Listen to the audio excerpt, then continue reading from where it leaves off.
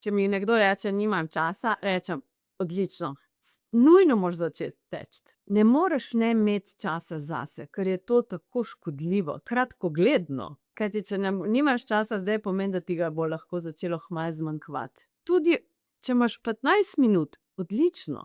V 15 minutah narediš ogromno. Greš ven, najprej 5 minut hodiš, tečeš, potem 5 minut tečeš malo bolj živahno in potem 5 minut se vračaš, ampak si recimo naredila 2 kilometra v 15 minutah in potem doma te čaka še ena utež, ki jo lepo, ker si ogreta, lahko primeš in jo 5-krat po 3-krat dvigneš.